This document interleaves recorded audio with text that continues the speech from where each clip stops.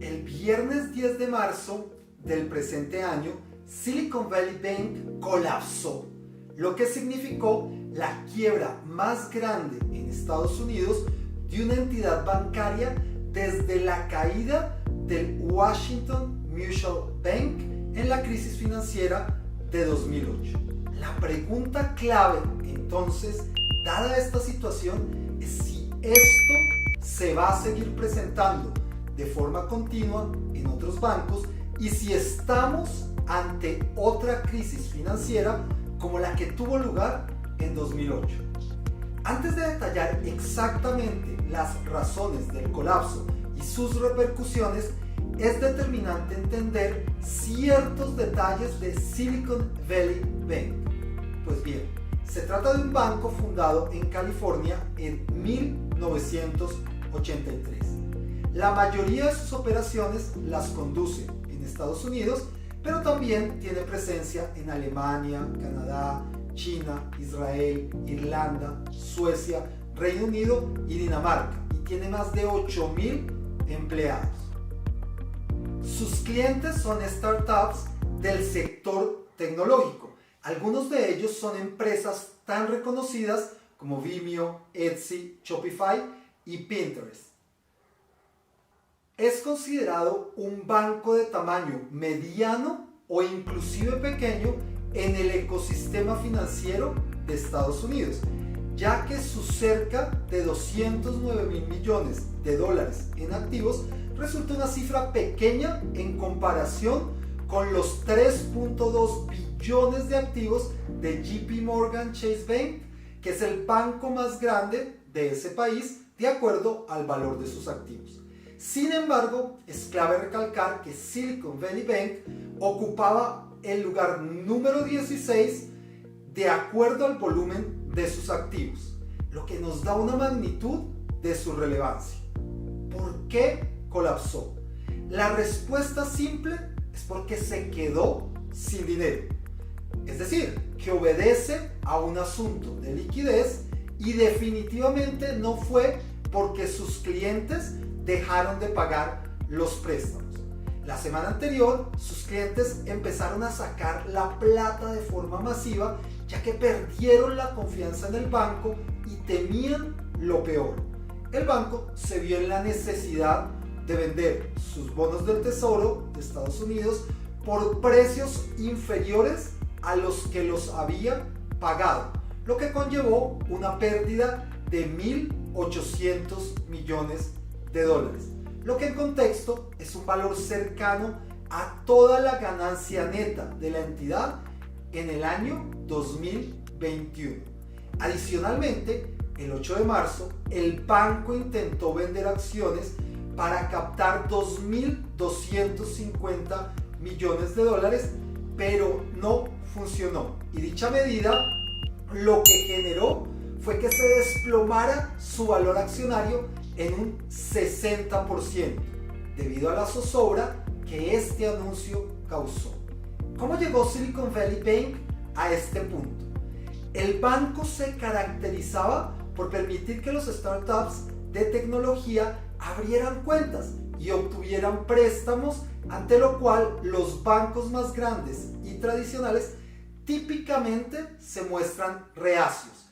Estos emprendimientos emergentes de tecnología han tenido un auge en los últimos años y en gran medida es porque sus servicios digitales se incrementaron desde la pandemia.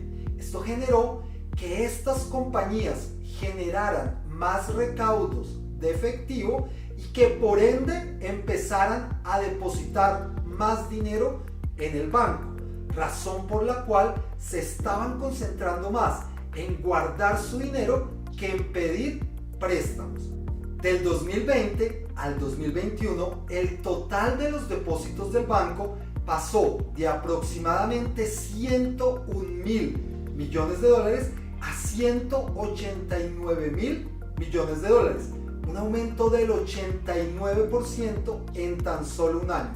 Y a diciembre 31 de 2022, el valor de los depósitos de los clientes en el banco era aproximadamente 173,000 millones. Precisamente dado este escenario, el banco, con el fin de obtener rentabilidades, empezó a adquirir otros activos como bonos hipotecarios y bonos del tesoro. Hacia final de 2021 el banco ya había invertido 128.000 millones de dólares en este tipo de activos financieros. Pero las dinámicas económicas del mundo fueron cambiando. La inflación a nivel global fue subiendo y por ende los gobiernos centrales fueron aumentando sus tasas de interés de referencia progresivamente. El precio o cotización de un bono es inversamente proporcional a las tasas de interés. Es decir, si las tasas suben, sus precios disminuyen y viceversa. Entonces, con el incremento de las tasas de interés, el valor de los bonos de Silicon Valley Bank fue disminuyendo. De manera muy sencilla, esto ocurre porque los nuevos tenedores de bonos van a obtener tasas más altas, razón por la cual en caso de adquirir los bonos del banco lo harían, pero solo con un descuento, ya que esas tasas anteriores y bajas ya no son atractivas bajo las nuevas condiciones de mercado. ¿Qué soluciones se les dieron a los depositantes? Inicialmente, la Corporación Federal de Seguros de Depósitos anunció la intervención del banco. En primera instancia, solo se contempló que se le devolvería el dinero a los depositantes que tuvieran hasta $250.000, monto que está asegurado de acuerdo a los lineamientos de Estados Unidos. Sin embargo, dado que la mayoría de clientes del banco eran empresas, esta medida dejaba descubiertos al 93% de sus clientes.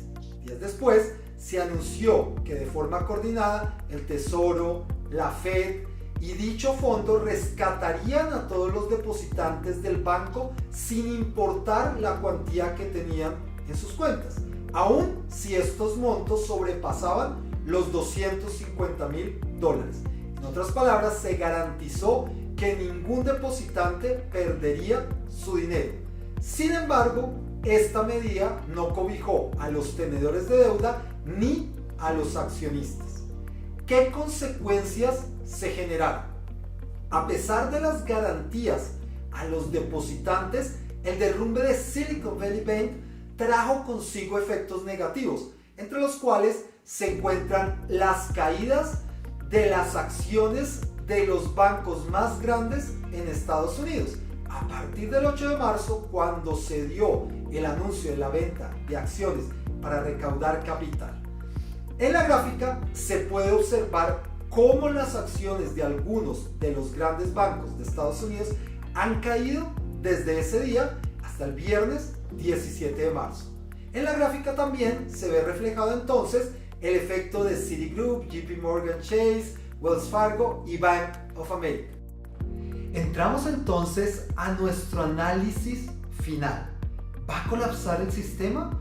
Las quiebras del 2023 de Silicon Valley, Silvergate y Signature Bank, aunque desde luego suponen una alerta, una debilidad en el sistema financiero y en los esquemas de auditorías a las entidades bancarias, hay muestras de que esta situación es distinta a lo que pasó en 2008 y no se presentará un efecto dominó en todo el entorno financiero. En primera instancia, los bancos que han quebrado hasta el momento tienen unas características peculiares, un nicho de mercado específico y niveles de riesgo más altos comparados con los grandes bancos.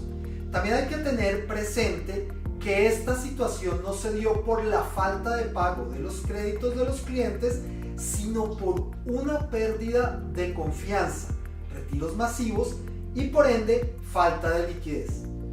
Además, la reacción del gobierno de Estados Unidos y sus organismos ha sido muy rápida e inclusive se han tomado medidas adicionales.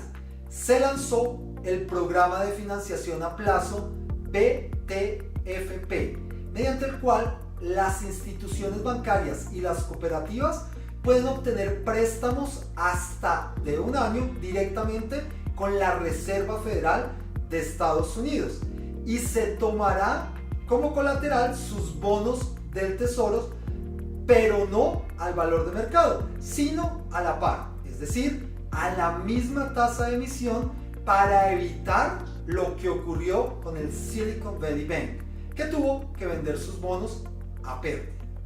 Pero lo que es claro es que los bancos centrales del mundo tendrán que dar declaraciones. Las auditorías a los bancos deberán ser más severas y aún pueden existir algunos riesgos colaterales adicionales que hay que contemplar en caso de que estos lleguen a estallar. Tenemos que estar muy atentos a los niveles de confianza en el sector financiero y además estar muy pendientes de los nuevos casos que vayan surgiendo.